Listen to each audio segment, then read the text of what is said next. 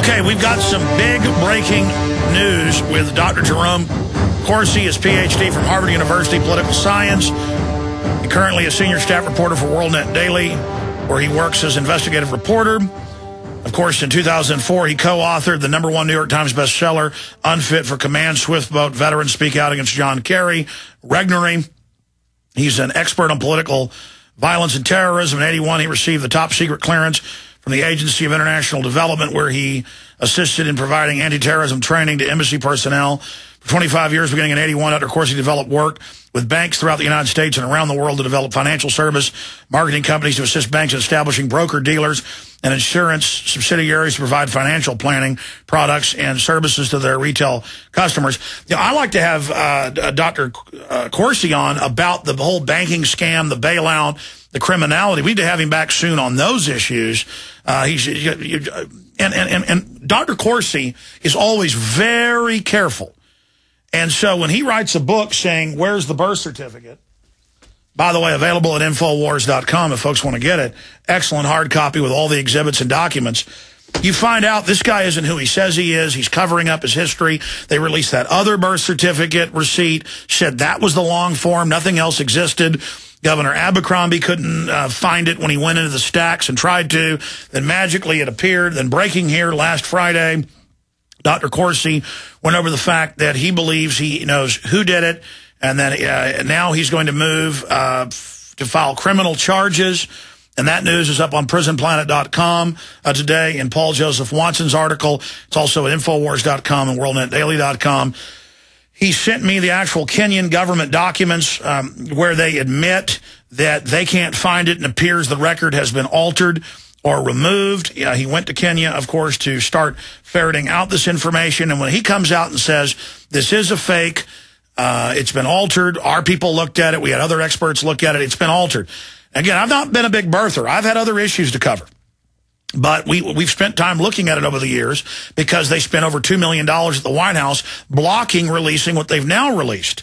Now, we're going to go over all the latest news with Dr. Corsi for the balance of the hour. But before we go there, last week on this radio broadcast, he called out Donald Trump, who's a big Democratic contributor, big eminent domain supporter, socialist health care supporter. As Lou Rockwell and others have pointed out, if this guy's a conservative, the seediness of the penny stocks, the seediness of the casinos, I mean, we might as well hire, well, I'm not going to get into it. The point is that Donald Trump is a joke. And with all this slick salesman talk, America's like, we like him. Conservatives, a lot of them, we want him. He did this birth certificate thing. He brought it to a head. Then he kind of floundered around and acted embarrassed. Then he came out and did a bunch of cussing tirades he's never done before, tailored to discredit. And then magically he gets the $60 million NBC re-up contract with bailout money from Bush, then Obama going to NBC. That's on record. So Corsi calls him out boldly. Well, Donald had called him twice, wanting the book before it was published. He got it to him. We wonder where that went. And now he's got all his casino deals in Chicago, and Rahm's their man in Chicago. And so Corsi calls this out. Well, the Donald called him today. This is breaking here. The Donald called today. The Donald's concerned. Dr. Corsi, thank you for joining us. Please reveal to us your discussion with the Donald. Yes, Alex. In fact, I just got off the phone with him a few minutes ago. Donald Trump called today, and of course he, as usual, is pumping me for information. He wants very much to know what I'm doing next. And I said, well, you know, Donald, we published an article in WorldNet Daily, you should have seen it, about how the Kenyan government searched for 1961 birth records and determined that 1961 birth records were criminally tampered to destroy evidence of Obama's birth. He said, well, I didn't see that. I said, well, give me your people. I'll send it to you. He said, well, that's all right. I'll look for it. I mean, he is completely uninterested except to know, you know, what I'm doing, what's next. I indicated to Donald Trump, and this may be breaking news, too, now the criminal charges, we're working with a top expert in scanners, worldwide expert, who is preparing, we'll be reporting on it in WND, WorldNet Daily, hopefully at the end of the week, maybe Monday or Tuesday at the latest, Criminal charges are going to be filed, criminal complaint filed with the FBI, charging that the long-form birth certificate released by the White House on April 27th is fraudulent. And I've been working back and forth with the expert on that. I've read the charges.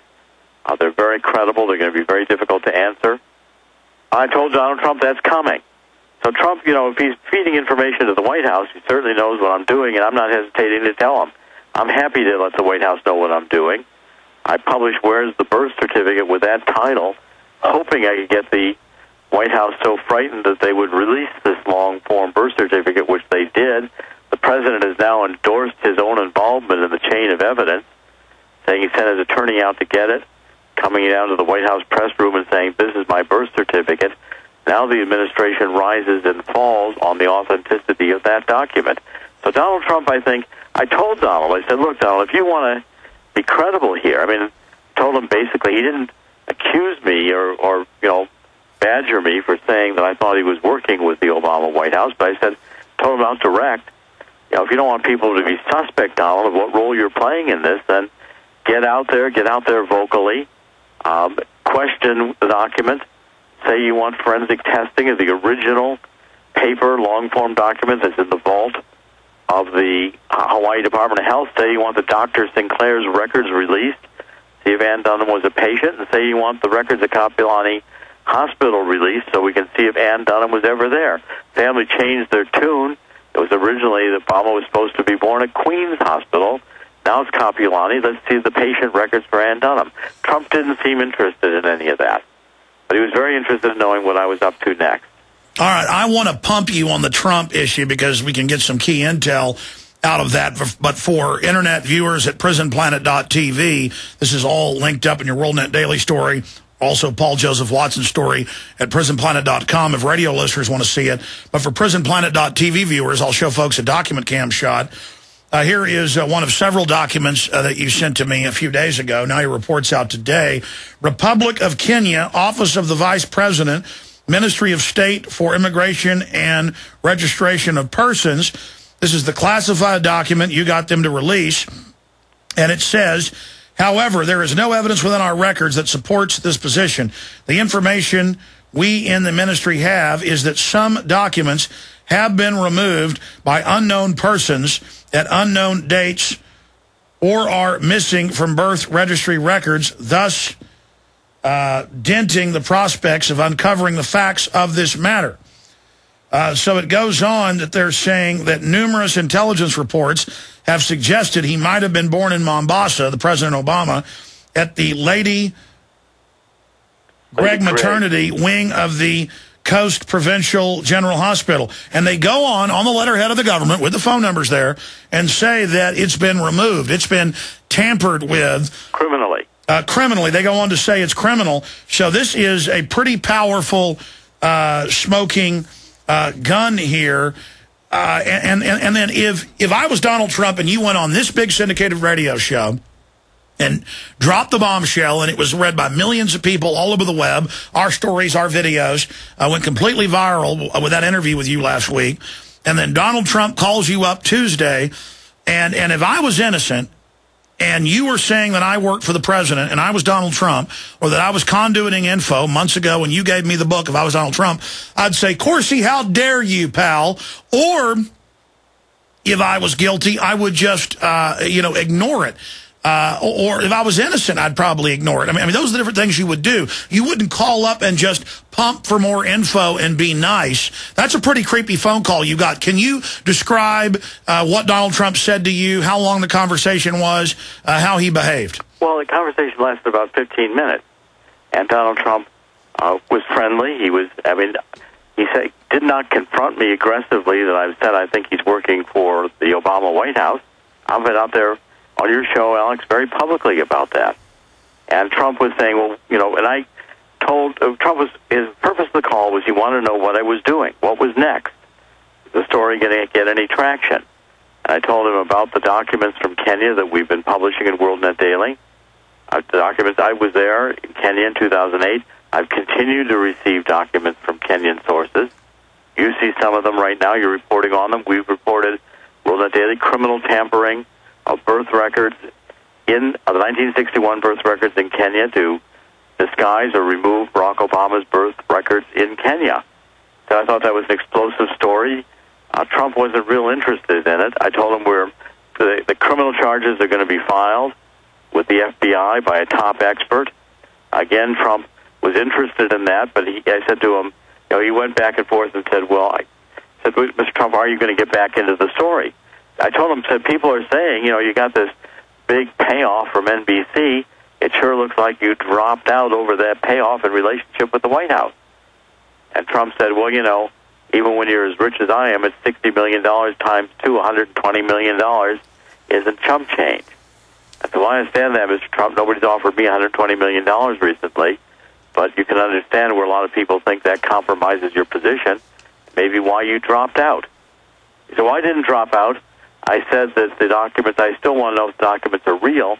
I said, Mr. Trump, if you're not out there aggressively demanding that these documents be authenticated, then in fact people are going to say you dropped out conveniently in your work. I even told him your criticism on Fox News of the Republican candidates sounds like you're carrying Obama's water, saying the Republican candidates are so poor you may have to jump back in the race. Is that your message, or is that the message of the Obama White House? Stay there, Dr. Corsi. Let's continue to look at this. For those that don't understand how media works, let's look exactly why Trump is a suspect. We'll be right back.